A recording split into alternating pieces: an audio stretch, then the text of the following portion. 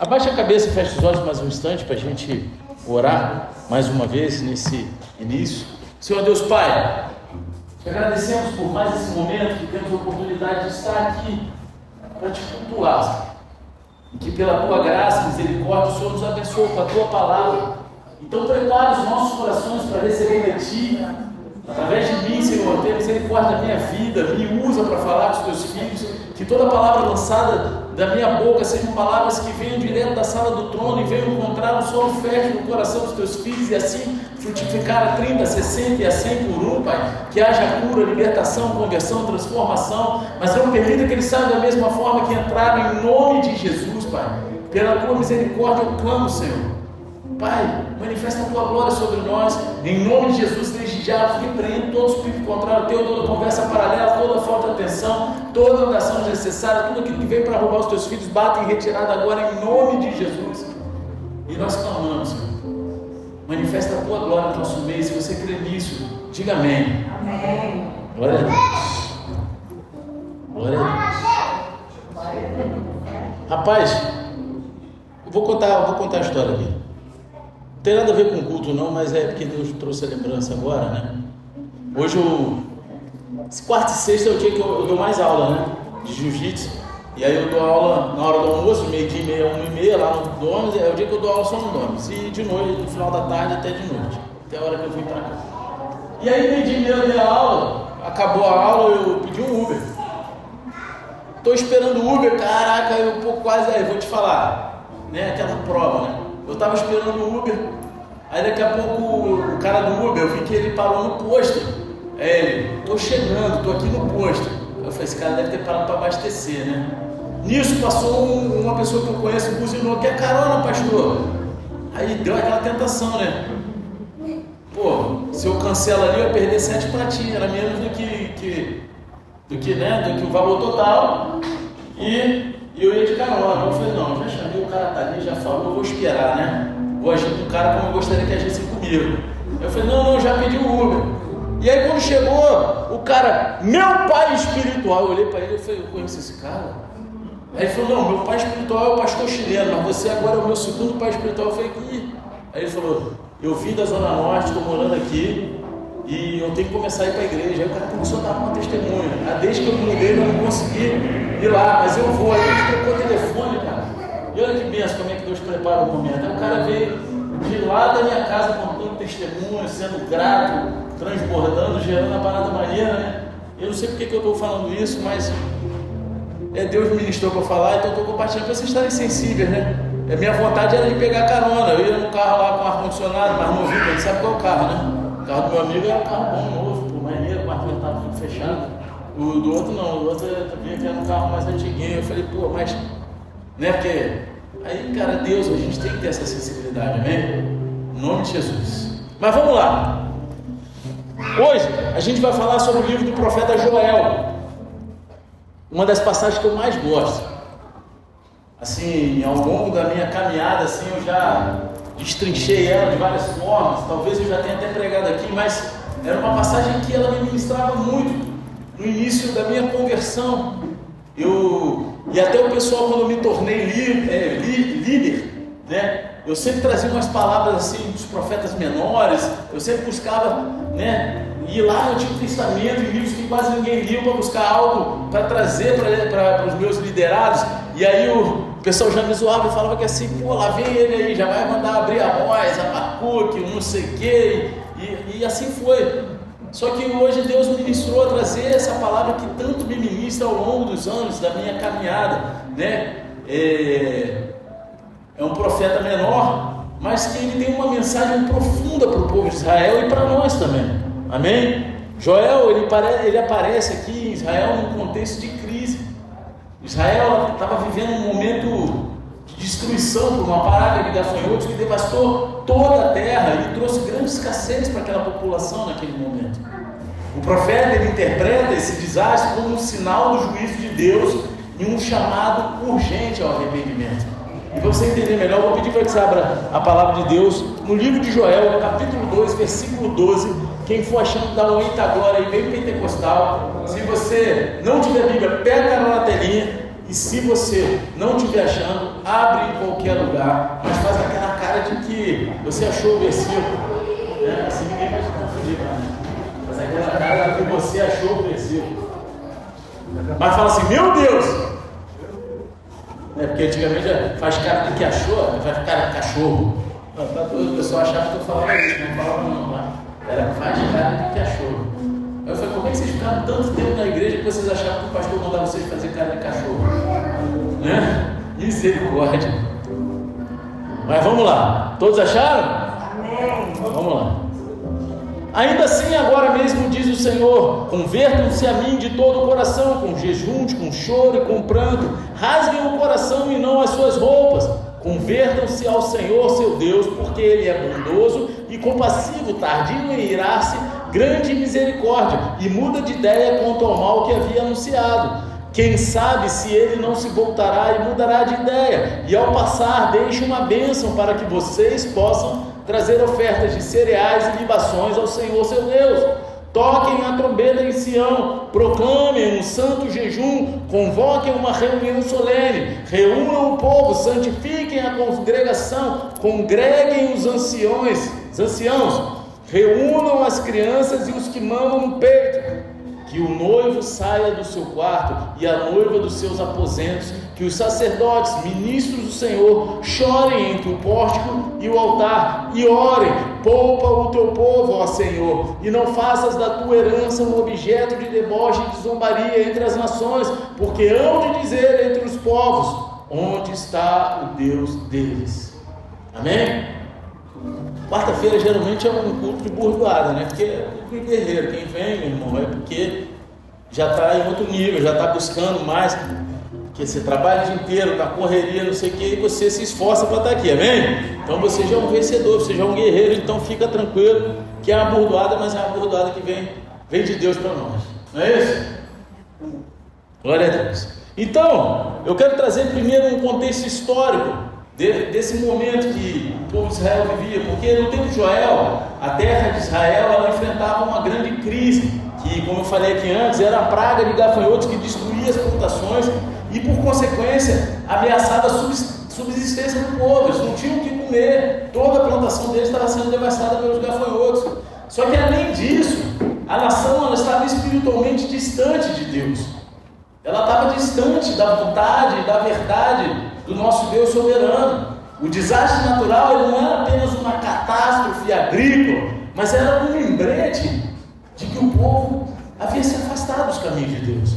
Era um lembrete que o povo estava longe daquilo que Deus tinha preparado para eles. Joel, ele enxerga essa destruição como um prenúncio de algo muito maior. Ele enxerga tudo isso que está acontecendo como algo, um prenúncio de algo que está por vir. O dia do Senhor, o dia do juízo. É assim que são os títulos, assim, os subtítulos do livro de Joel. Então ele clama ao povo para eles se voltarem para Deus, enquanto havia tempo. Ele chega para o povo e clama: cara, volta para Deus. Ele é tardio de se irar, ele pode se arrepender, ele pode mudar de ideia. Esse chamado ao arrependimento ele não era apenas uma solução para o problema imediato, mas era uma oportunidade de transformação e restauração. E é assim que a gente devia enxergar em cada momento que a gente tem a oportunidade de estar em comunhão, de estar se arrependendo, de estar chorando, de estar buscando a Deus, não como uma forma de resolver um problema imediato, mas como uma forma de uma oportunidade da gente ter uma transformação e restauração que seja duradoura. Né? Esse rapaz, esse senhor, né, que é um senhor que eu vim conversando no Uber, ele falou: cara, Deus tem restaurado tudo na minha vida. Primeiro ele restaurou o meu caráter, cara, e é o principal de tudo. Se a gente restaura o caráter, se a gente tem um caráter parecido com o de Cristo, todo o resto começa a funcionar, todo o resto, o casamento, as coisas começam a fluir, amém? E aí Joel, versículo 2, capítulo 2, versículo 12 e 13, ele traz essa mensagem poderosa que a gente leu aqui, mas vou dar repetida rapidinho. Diz assim: ainda assim, agora mesmo diz o Senhor, convertam-se a mim de todo o coração, com jejuns, com choro e com pranto, rasguem o coração e não as suas roupas. Convertam-se ao Senhor seu Deus, porque Ele é bondoso e compassivo, tardio em irar-se e grande em misericórdia. Muda de ideia quanto ao mal que havia anunciado. Amém? Vocês já devem ter visto eu orar várias vezes aqui, né? Senhor, queremos rasgar os nossos corações, as nossas roupas, por causa dessa passagem. Porque isso, desde que eu li, eu falei, cara, desde que eu li lá atrás fez super sentido. E aí vocês vão entender agora o porquê. O chamado arrependimento, escrito aqui em Joel, capítulo 2, versículo 12 e 13, ele nos conduz a um ponto central de espiritualidade bíblica. A diferença entre as aparências externas e a verdadeira transformação interior, entre as coisas exteriores e aquilo que realmente importa para Deus. Amém? Nesse texto, Deus ele não se contenta com gestos superficiais de piedade, como rasgar as vestes. Amém? Que era um ato comum naquela cultura hebraica, como sinal de luto, de tristeza, de arrependimento. Os caras jogavam cinza na cabeça, rasgavam as vestes, botavam pano de saco para se vestir. Ele anseia por algo muito mais profundo, algo que vai além do ato visível e penetra no âmago do ser humano, que é o rasgar do coração. Muitas vezes a gente quer trazer uma aparência daquilo que ainda não alcançou no interior. E eu sempre falo aqui, Deus ele não se importa com nada, Ele quer o nosso coração em todas as áreas da nossa vida, é o tempo todo, Deus em busca do nosso coração, seja na área do dízimo e da oferta, seja na tua vida emocional, seja na tua vida financeira. O que Ele quer é o teu coração. E Ele não se importa se você vai rasgar a veste, se você... E aí vamos trazer aqui para a ministração dízimo e oferta. Por isso que Jesus ele fala que aquela mulher botou das 2 moedas, botou muito mais, porque ela rasgou o coração na presença de Deus, entregando de tudo que ela tinha, o coração dela estava mais envolvido, sabe? Então em todas as áreas da nossa vida, o quanto a gente realmente no nosso interior está entregue para Jesus. Porque às vezes, não estou falando aqui, talvez na igreja lá no mundo Marvel, no multiverso, quantas vezes as pessoas chegam para fazer uma escala, cumprir uma escala, elas estão ali fazendo sorrindo, mas o coração delas não está ali. As pessoas estão fazendo no automático porque sabem que tem que fazer, um senso de compromisso, mas o coração não está, que está servindo a Deus, é como se estivesse servindo a homem, servindo uma igreja. É apenas um ritual. Agora, esse rasgar o coração, ele nos revela a essência do arrependimento genuíno. Arrepender-se verdadeiramente não é apenas admitir o erro, lamentar as suas consequências, mas é permitir que a alma se desfaça diante de Deus. Você se desfazer diante de Deus em arrependimento. A alma despida de suas defesas e máscaras, reconhecendo a sua dependência total da misericórdia de Deus. Esse arrependimento ele é caracterizado por um retorno sincero e humilde ao Senhor, onde cada aspecto da vida ele é realinhado aos valores do reino de Deus. A gente precisa buscar esse realinhamento diariamente. Não estou falando que é algo fácil, é difícil, é uma luta diária. O contraste entre o ritual externo e o arrependimento interno também fala da tendência humana de se apegar às formas religiosas, que muitas vezes sem deixar que elas toquem a essência do seu coração. A gente se apega muito aos rituais religiosos e esquece que a gente tem que deixar Deus tocar no nosso coração, que as coisas sejam feitas através da condução da vontade do nosso Deus. Participar dos atos da vida cristã, como frequentar cultos, orar, jejuar, sem que haja uma verdadeira transformação interior, é como seguir rituais do Antigo Testamento sem compromisso espiritual. Você chega, não, eu vou no culto, mas não tem uma transformação interior. O cara está 5 anos indo na igreja, 10 anos indo na igreja, mas ele só vai na igreja porque a transformação não teve. Foi o que o cara falou, Deus tem restaurado, tem me transformado. Aí, por isso que eu acho que Deus não trouxe uma lembrança de falar dele, porque foi bem pertinente. Ele foi transformado por dentro. Ele falou que tudo a partir do caráter dele. E o primeiro a se converter na casa dele foi o filho dele, que hoje é diácono lá do Bola de Neve, Zona Norte. Ele falou, meu filho é um homem íntegro,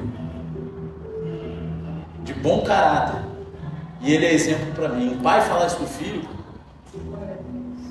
você está entendendo? Então não adianta a gente participar das coisas da igreja, das coisas cotidianas da vida religiosa, se a gente não buscar verdadeiramente uma transformação interior. A mensagem de Joel, ela aponta diretamente para essa armadilha espiritual. A gente pode estar fazendo as coisas certas externamente, como o amor, a caridade, o dízimo, um monte de coisa que é certa. Mas se os nossos corações estão endurecidos ou distantes de Deus, o arrependimento não vai ser eficaz. Se o nosso coração está afastado da vontade de Deus, o nosso arrependimento nunca vai ser eficaz, porque nós, por nós mesmos, não temos condições. Agora, outro ponto a ser ressaltado no texto de Joel é a misericórdia de Deus, a insistência de Deus para com o povo, para que o povo se converta.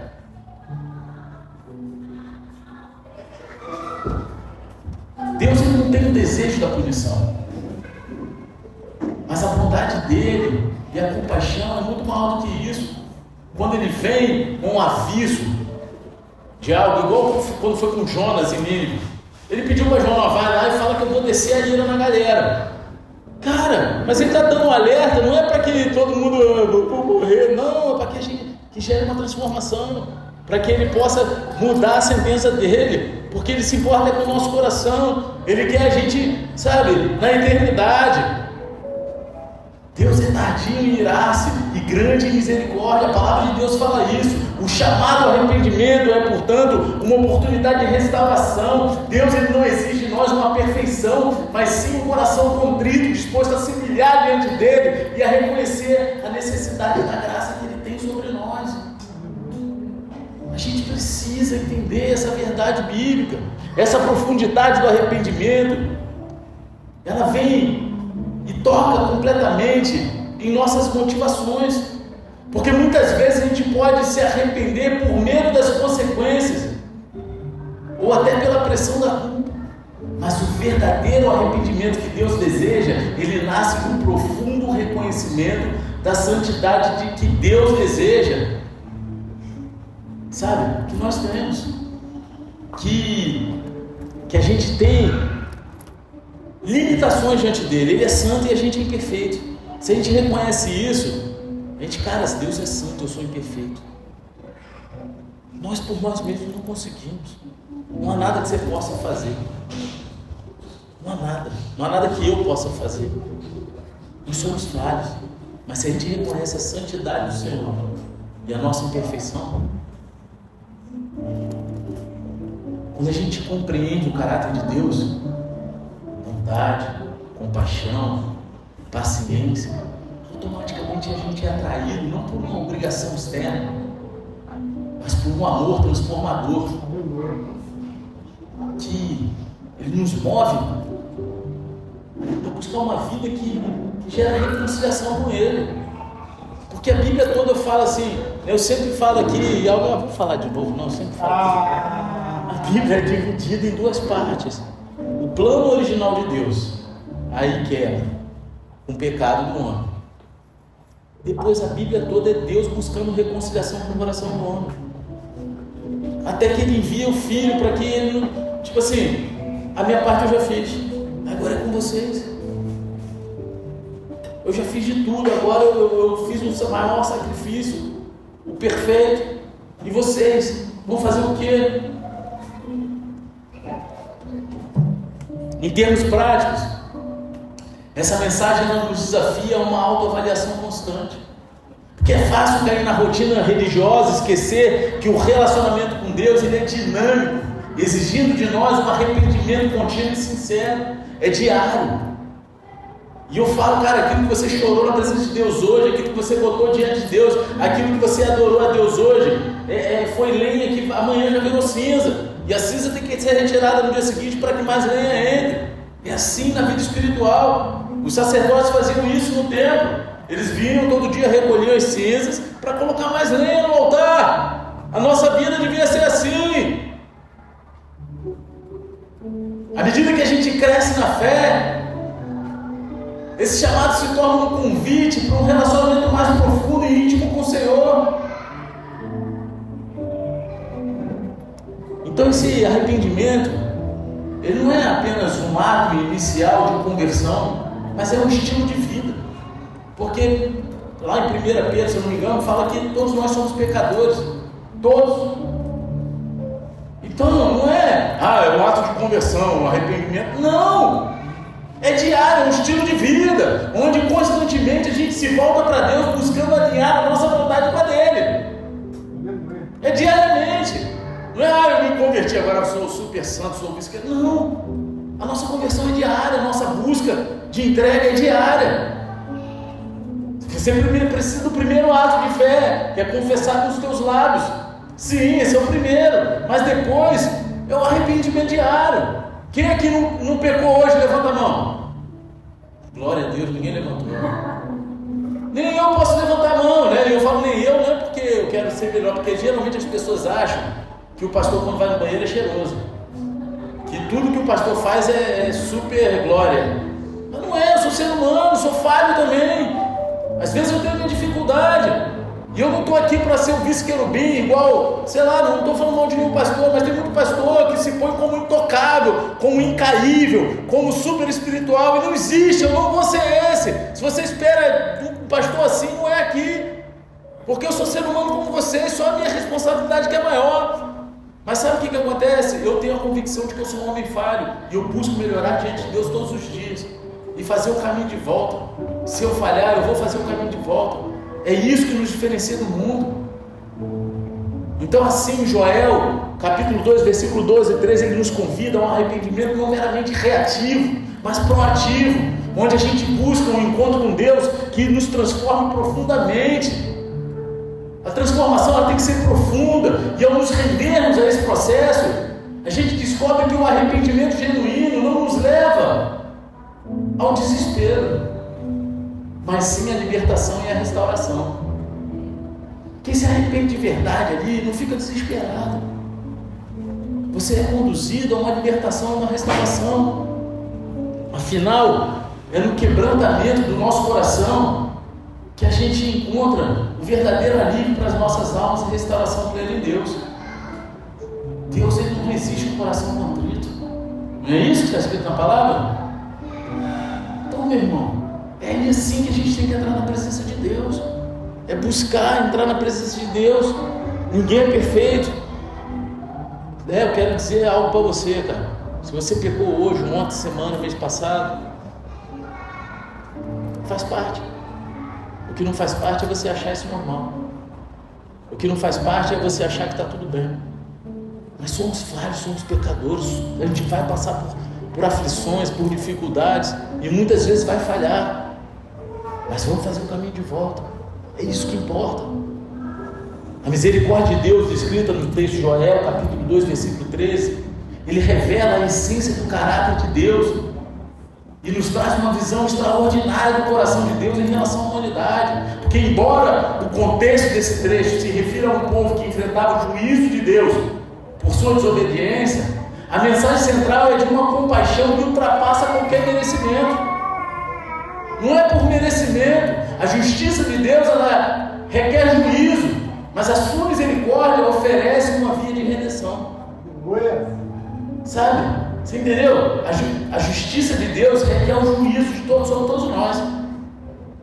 Só que a misericórdia, ela vem e oferece uma via de redenção, uma forma da gente poder se achegar na presença do Pai e ser redimido das nossas falhas. Essa tensão entre justiça e misericórdia é um dos aspectos mais profundos da relação de Deus com o ser humano. A justiça de Deus, ela não pode ser ignorada. A gente não pode ignorar a justiça de Deus. O pecado, ele tem consequências reais e destrutivas. No entanto, a misericórdia de Deus não apenas atenua essas consequências, mas ela nos oferece algo que a gente não merece. Ela nos oferece perdão, reconciliação e restauração. É isso. Isso nos mostra que Deus, ele não nos vê apenas pelas nossas falhas e os nossos desvios de caráter, mas pelo potencial de redenção que Ele, em sua graça, deseja trazer para a nossa vida. É isso que a gente precisa entender. Não é nenhum bicho de 7 cabeças. Aí tem gente que deixa de vir para a igreja porque pecou. Tem gente que não entra na igreja porque não estou pronto. Não, eu tenho que me livrar disso. Meu irmão, se Jesus voltar, tu não se livrou e vai para o capeta, vai para o inferno se tu não tiver. Tu vai buscar arrependimento onde? Na presença de Deus. É em comunhão com o corpo de Cristo. É dentro da igreja, é dentro da imperfeição do corpo de Cristo, porque Deus nos criou imperfeito para a gente se alistar um do outro. É difícil, né? Às vezes a gente olha para o outro, dá vontade de dar umas cotoveladas apostólicas. Não, você não é. Só de vez em quando. Tem vontade, cara, mas é nesse ambiente que Deus escolheu tratar com a gente. Deus escolheu gerar esse ambiente para que a gente possa entender que não existe ninguém perfeito, muito menos a gente. A frase tardio em irar-se, ela é particularmente significativa aqui nesse trecho, porque em muitos momentos a gente pode se sentir indigno do perdão, ou pensar que após tantas falhas, Deus ele já teria perdido a paciência conosco. Seja sincero, quantas vezes você já se sentiu assim? Caraca, Deus vai me abandonar, cara, mais uma vez. Pô, de novo. Não tem nem cara para olhar para Deus. Como é que eu vou fazer? Como é que eu vou entrar na presença dele depois disso? Só que o texto, ele nos lembra que Deus ele é infinitamente paciente, aguardando o nosso retorno. Ele tem paciência. Ele não é que nem a gente que quer as coisas imediatas. Ele conhece o nosso coração, ele sabe que a gente vai falhar, mas ele quer o teu coração, então ele está disposto a esperar você a entregar o teu coração. A ira dele não é imediata, mas é refreada pelo seu desejo de nos restaurar. Esse atributo de paciência de Deus, ele não deve ser confundido com uma complacência, mas sim com um profundo desejo de Deus de nos ver redimidos e transformados, porque esse é o maior desejo de Deus. A palavra de Deus diz que Deus ele quer que todos se salvem. Ele quer. Só que o nosso coração endurece e a gente que escolhe não. Muitos são chamados porque Deus amou o mundo, ou seja, todos, de tal maneira que Ele deu o Filho dele. Ele quer que todos reconheçam, todos se arrependam, todos entrem na presença dele. Mas e o que a gente faz com isso? Agora, outro ponto essencial é o conceito de Deus mudando de ideia quanto ao mal que havia anunciado. Eu até citei aqui Jonas, né? Do povo de Nínive. Jonas ficou boladão, porque Jonas queria que Deus descesse a lenha lá, queimasse todo mundo, arrebentasse com tudo, não é isso? E às vezes a gente é assim, pode ser sincero. A gente espragueja e a gente quer que Deus arrebente. Se não se consertar, Deus vai te arrebentar, não sei o quê. Aqui nunca teve isso, não, mas tem uns crentes que fazem isso, né? Cara, mas e aí, o coração de Deus é assim? A gente pode falar, cara, né? Olha a diferença. Se você não se consertar, Deus vai te arrebentar. Cara, se você não se consertar, a palavra de Deus diz que vai acontecer isso, cara. Vamos se arrepender. Onde eu posso te ajudar? Vamos buscar melhorar. Qual é a tua dificuldade? É a pessoa que entende que se a pessoa não se converter de coração, não se arrepender, vai dar ruim. Mas ela está disposta a ajudar, a dar a mão e caminhar uma milha com ela. Ela não só quer assim, pô, estou pagando por isso aqui, que se exploda. Não é isso não está no coração de Deus.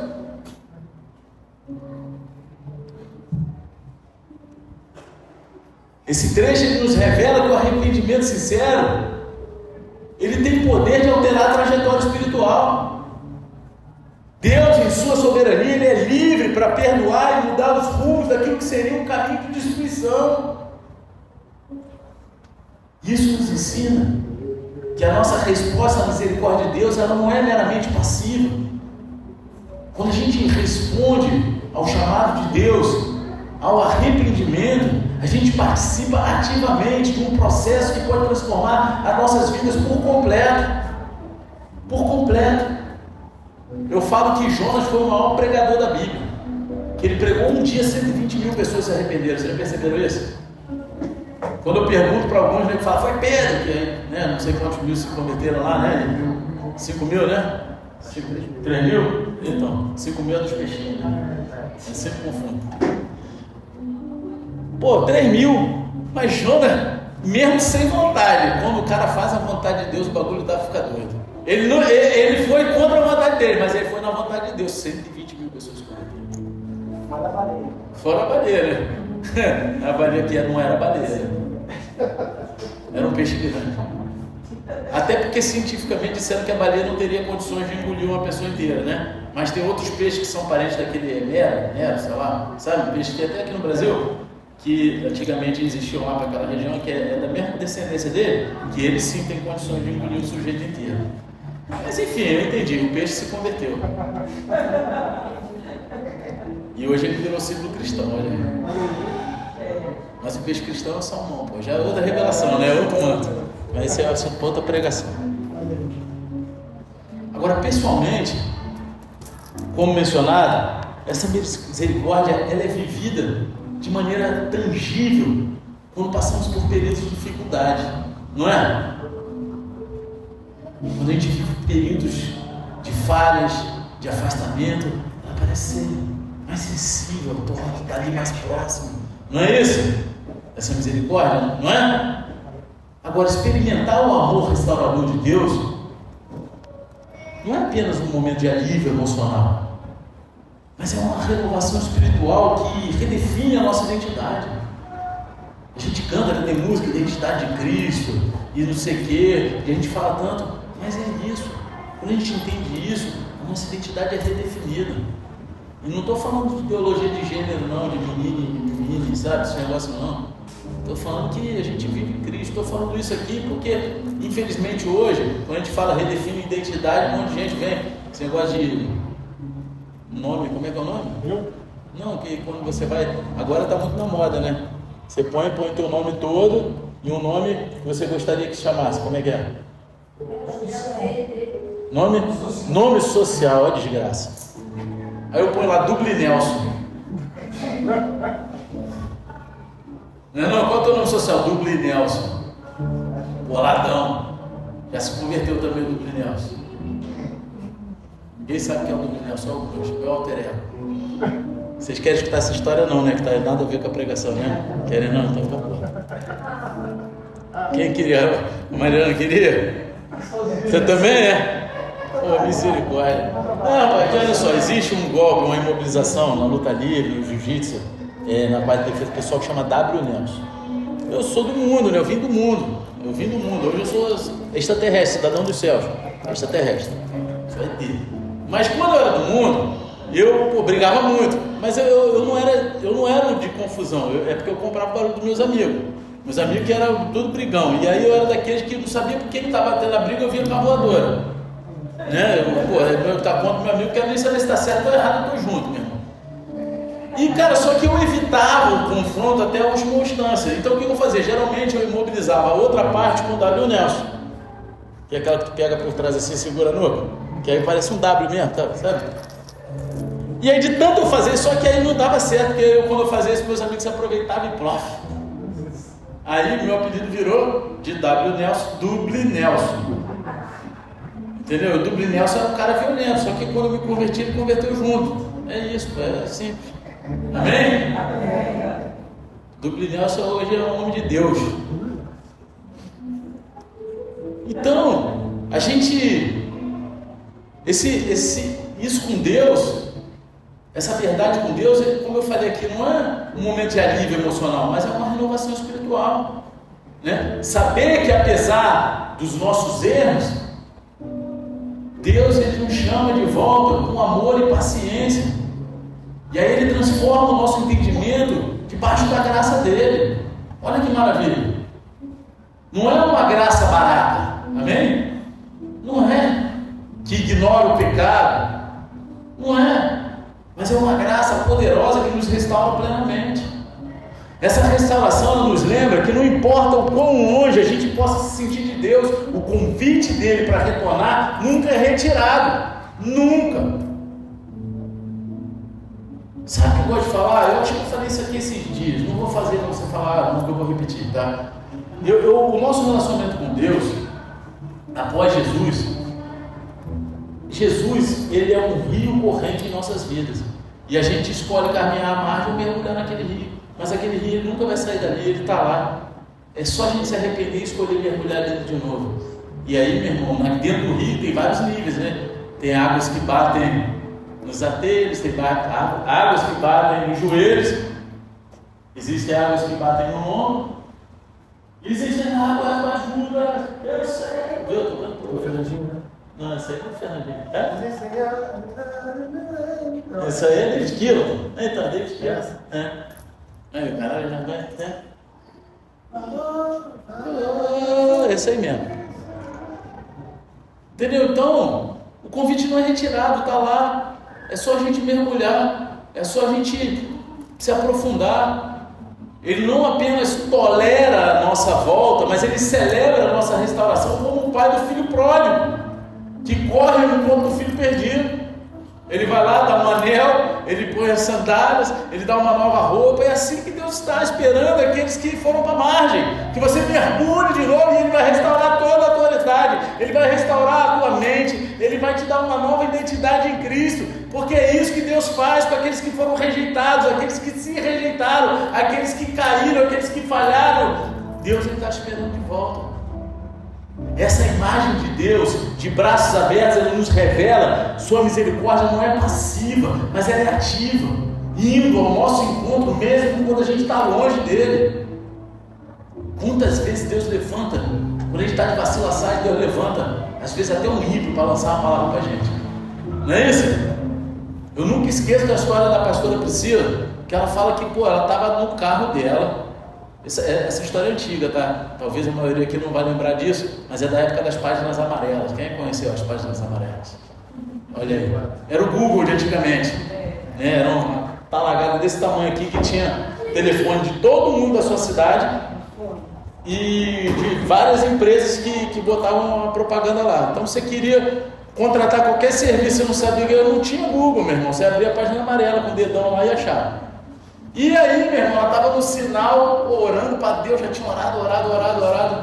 Vem um homem em situação de rua, todo maltrapilho, com a página amarela na mão, para do lado do carro dela, dá um tapão no capô, abre a página amarela como se fosse bíblia e começa a dizer: assim diz o Senhor! E lá, pular, virou as costas e foi embora. Toda a resposta de oração que ela pediu. Toda a oração que ela estava botando. Então Deus, né? Faz do jeitinho dele. Mesmo quando a gente está longe, ele dá um jeito lá e manda. Profeta. Profeta é maluco. Profeta é tudo maluco, né? Olha aí. Agora, em última análise, a misericórdia de Deus em Joel 2,13, ele nos convida a viver uma vida de gratidão e arrependimento contínuos. Ele nos chama a um relacionamento profundo com Deus, onde em vez de temermos o juízo iminente, a gente é atraído pela compaixão divina. A nossa resposta a essa misericórdia deve ser a rendição, confiança e um constante retorno ao seu abraço restaurador. Como é bom se sentir abraçado por Deus. Como é bom você se sentir de volta em casa. Para fazer uma reflexão. Como aquele filho próprio deve ter se sentido ao contemplar as terras do pai, achando que ia ser aceito como um servo. Mas ele foi aceito de volta como filho. Porque assim, com Deus, a gente volta de onde a gente nunca devia ter saído. E a gente se põe como servo, né? Servo é a mesma palavra de escravo, só é uma palavra mais bonitinha. Na Bíblia, a raiz é a mesma palavra, né? Então, eu sou servo de Deus, está escravo de Deus. Só que quando você se põe como servo, ele te põe como filho. Ele te põe num lugar à mesa do banquete para você. Ele restaura a tua autoridade. Ele te põe como filho porque ele vê que o teu coração é um coração de servo. Aquele filho pródigo, ele teve o coração de servo restaurado. Ele falou: vou voltar para servir igual os servos do meu pai. Os caras são bem mais tratados do que eu, mais bem tratados do que eu estou sendo aqui. Mas ele lá não foi recebido como servo, como escravo. Ele foi recebido como filho.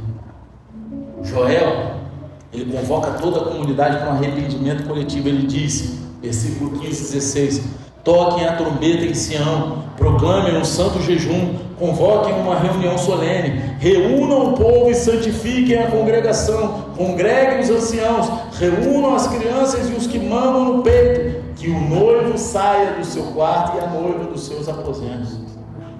O texto Joel, capítulo 2, versículo 15 ao 17, ele nos apresenta uma visão poderosa sobre o arrependimento coletivo e o seu grande impacto na vida da comunidade.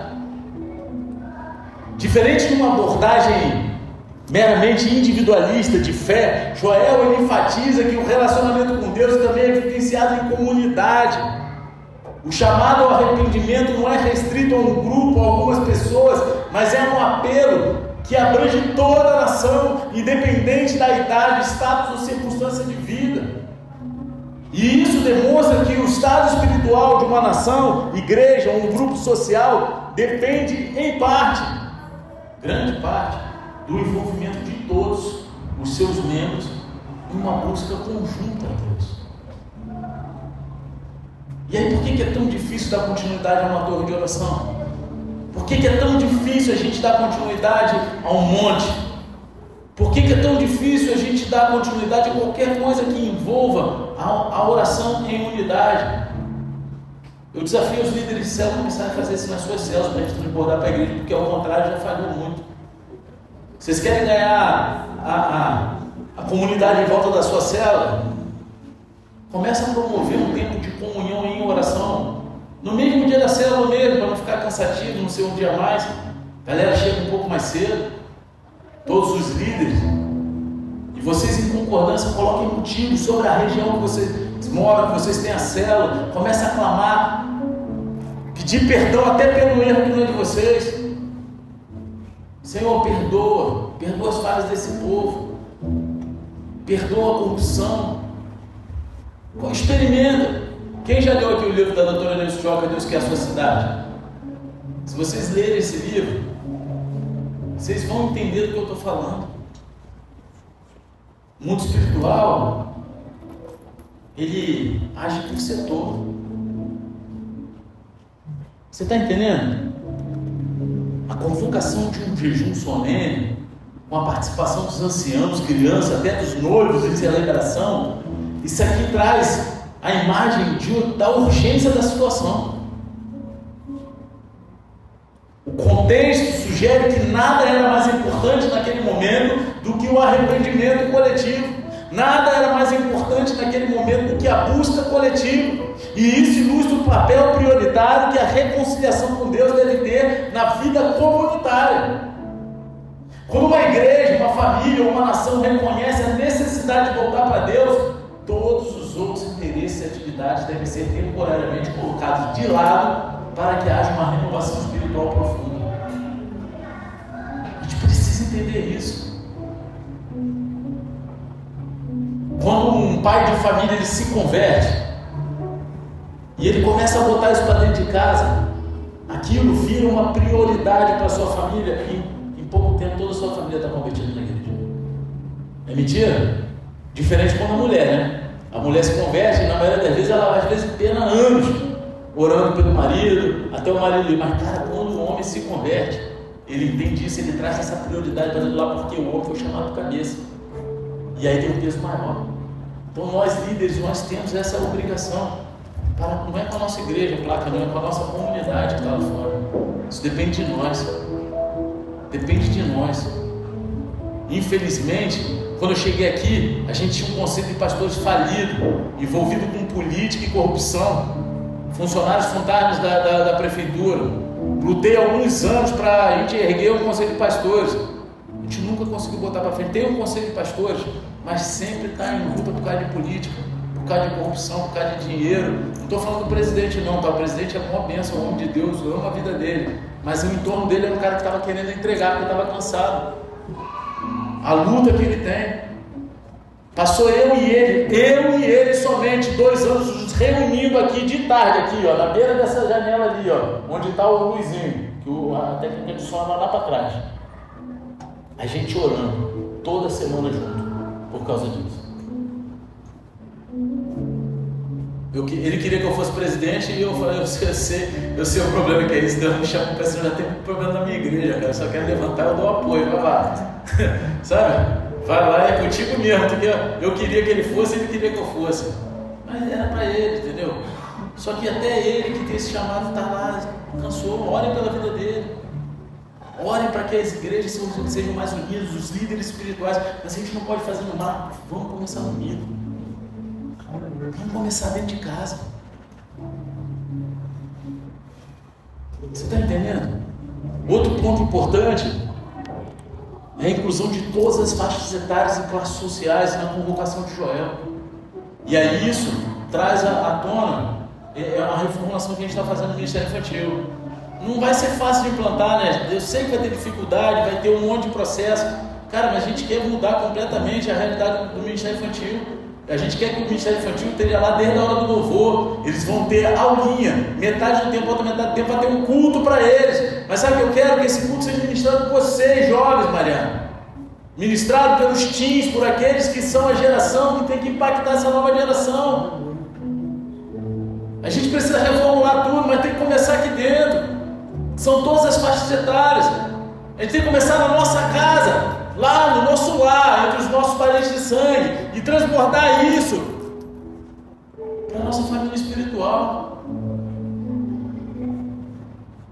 Isso que Joel trouxe aqui, de incluir todas as faixas etárias, classes sociais, reflete uma visão holística do corpo de Cristo, onde todos são essenciais e responsáveis, todos. Muitas vezes a gente tende a pensar no arrependimento e na busca espiritual como uma responsabilidade individual. Eu vou me arrepender agora sozinho. Mas Joel deixa claro que há um efeito em cadeia. A condição espiritual de um membro afeta a condição espiritual do corpo como um todo. Se tem alguém ruim aqui, cara, você imagina, olha só, nós somos um corpo. Se você machuca a sua mão, todo o corpo sofre. E se o corpo todo não reagir para ajudar a sanar a dor da mão, você vai acabar perdendo a mão. Vocês estão entendendo o contexto? É isso que a gente precisa entender. Um membro afeta o corpo todo.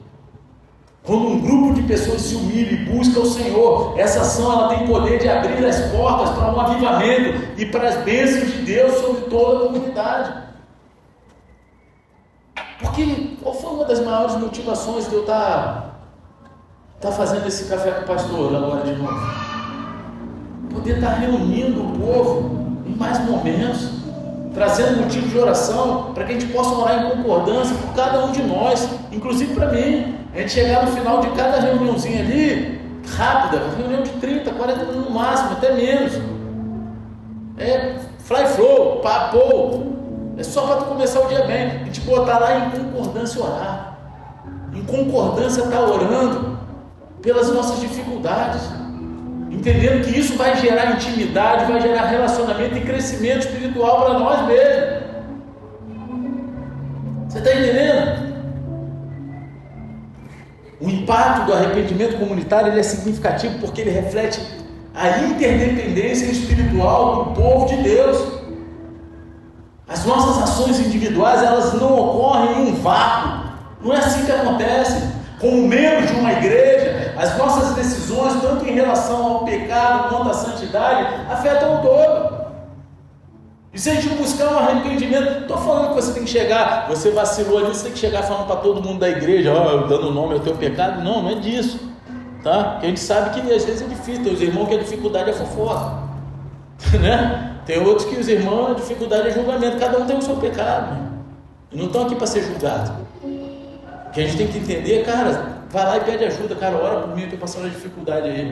Tu não precisa falar, mas traga isso à realidade para alguém estar orando junto com você e por você.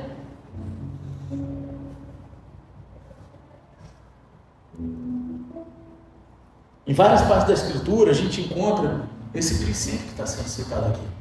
A queda de Adão e Eva ela trouxe consequências para toda a humanidade. O pecado de Acã, no livro de Josué, afetou toda a nação de Israel. Não é? Sim ou não? Todos conhecem a capa de Acã, né? Conhece essa história? Quem conhece? Quem não conhece, vai ler a Bíblia. Josué. Estou brincando. Terra, é porque a pregação não é sobre isso, mas leia a Bíblia. Né? Da mesma forma, a humildade e a busca coletiva por Deus tem o poder de transformar não apenas indivíduos, mas a comunidade inteira. Cara, essa chave ela é simples e grandiosa, mas precisa ter persistência, perseverança, que não é do dia para a noite. Não é do dia para a noite. Todo mundo sabe que eu gosto de jogar aqui, né? Call of Duty. Tem um irmãozão meu que joga lá, ele é pastor da Assembleia de Deus lá em Pelotas. Olha o dia, já joga comigo. Ele lá e eu aqui. Galchão, né? E aí ele estava falando, poxa, Fernando, hoje foi um dia muito triste para mim. A gente acabou de enterrar uma tia que tinha lá de oração. Uma senhora de 80 e poucos anos, que vai fazer falta. Ele começou a chorar, sabe? Tu vê, o ambiente de jogo ali, a gente tem essas conversas. Aí ele falou assim, pô, é muito triste, né, cara, a gente perder alguém que ama. Ele falou, principalmente, cara, porque era uma irmãzinha de oração e essa nova geração não quer saber disso. Essa nova geração não tem paciência para perseverar na oração e cobrir a vida de uma comunidade inteira. São apenas algumas dissidentes que são as chamadas tias do coque. Olha a tristeza dele, cara. Quem são as futuras tias do coque? São vocês. Quem são os futuros homens do poder? Que são profetas de Deus? São vocês. A gente precisa se alistar. Você está entendendo?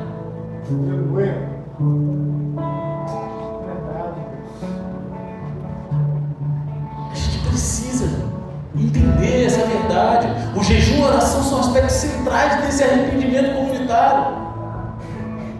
O jejum aqui é muito mais do que uma prática religiosa. Ele é um sinal de urgência e de quebrantamento, porque através do jejum a comunidade ela se despoja das suas próprias vontades e desejos, reconhecendo a necessidade de uma intervenção divina. Sempre quando alguém vem trazer um problema para mim, acha que eu sou oráculo. Mas na maioria das vezes que eu faço, vamos fazer uma proposta? Não é isso que eu falo?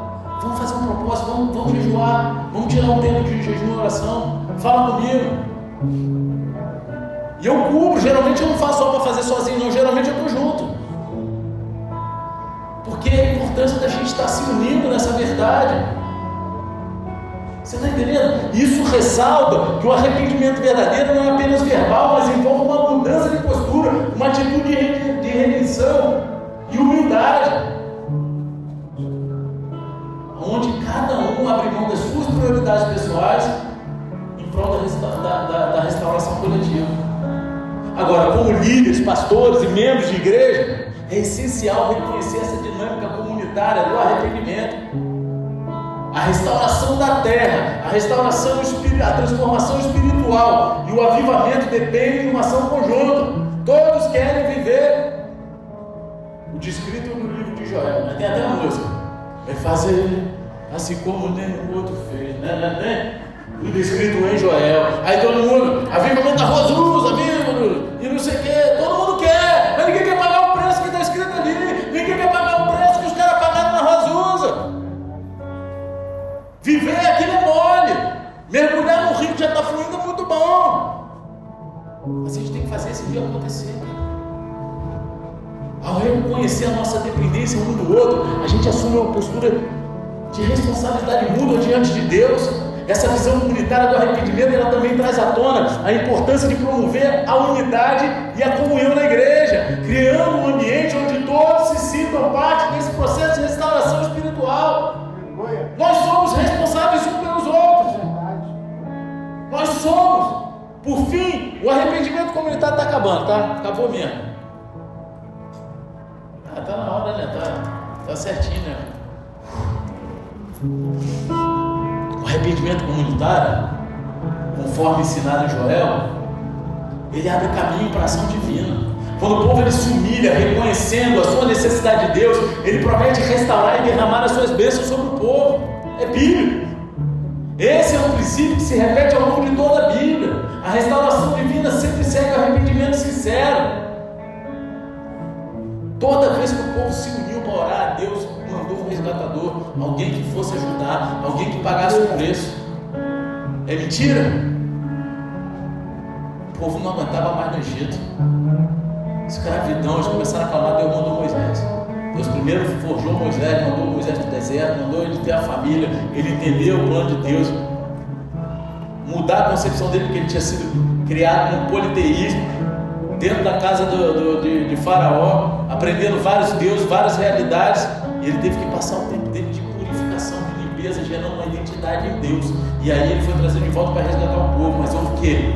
Uma ação comunitária, uma ação onde todos se reuniram e clamaram, se arrependeram, pediram misericórdia.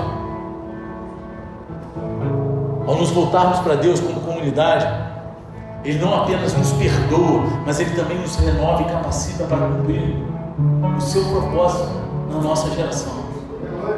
É isso que Deus nos chama. Nós temos um propósito a cumprir na geração que a gente foi chamado. E quem se habilita aqui essa noite? Fica de pé, abaixa a cabeça e fecha os olhos.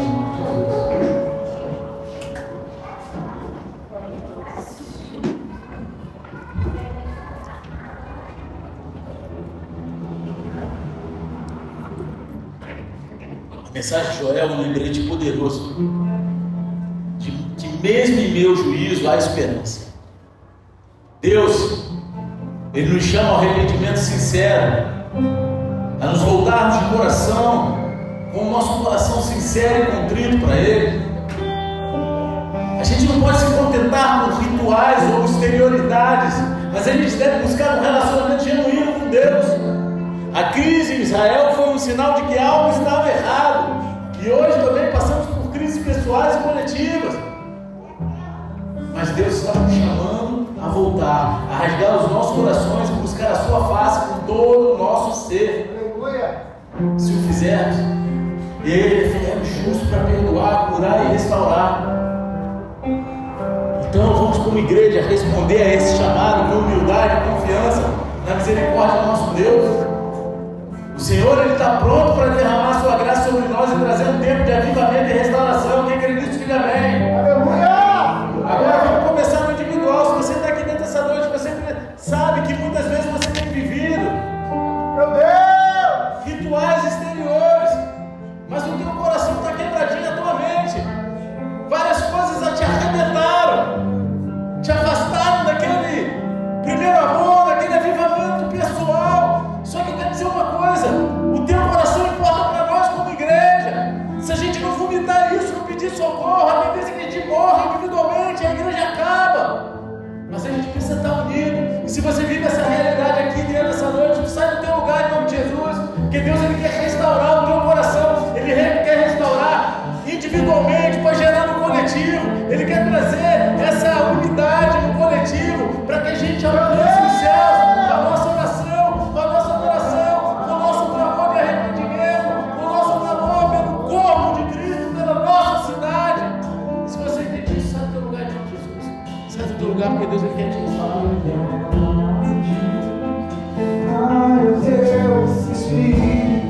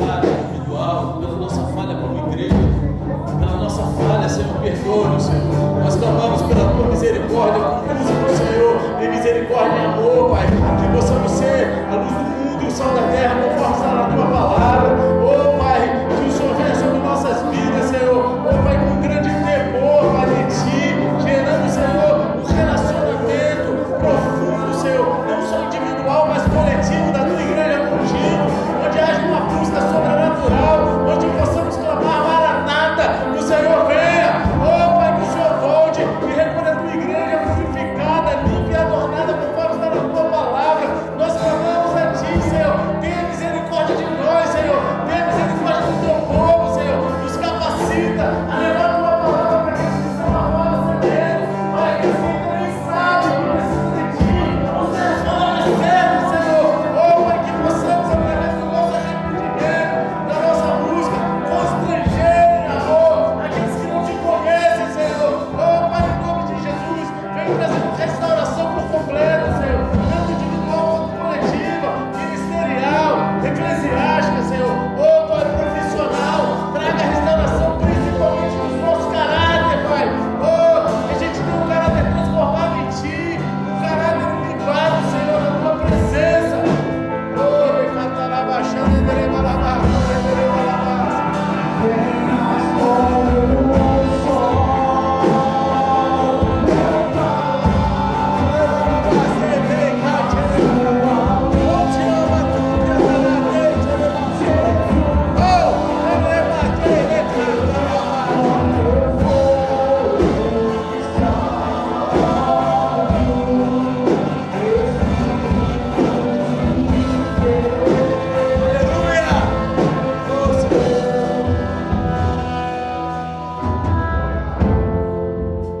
obrigado, Senhor.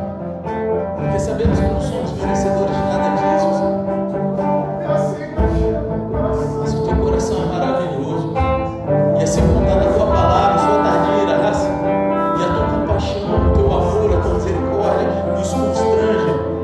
E temos a convicção do teu amor por nós. Por isso entregamos tudo que temos e tudo que somos a ti, crendo na restauração da tua igreja, do teu povo. Que a gente possa viver um avivamento, não estou dizendo como bola de neve, mas como igreja de Cristo, Senhor, nessa cidade, onde há unidade verdadeira, Senhor, acima de todas as placas, sem picuinha, Senhor, a gente possa levar o teu evangelho puro e genuíno, Senhor, sem doutrina de homens, apenas doutrina dos apóstolos, conforme está escrito em Atos. Pai, em nome de Jesus, Pai, em nome de Jesus, é assim que nós entramos na tua presença em concordância, clamando, derrama mais uma vez sobre nós a tua porção e nos capacita a viver os teus propósitos aqui, em nome de Jesus, Pai. Se você recebeu essa oração, se você crê nisso, aplauda ele de todo o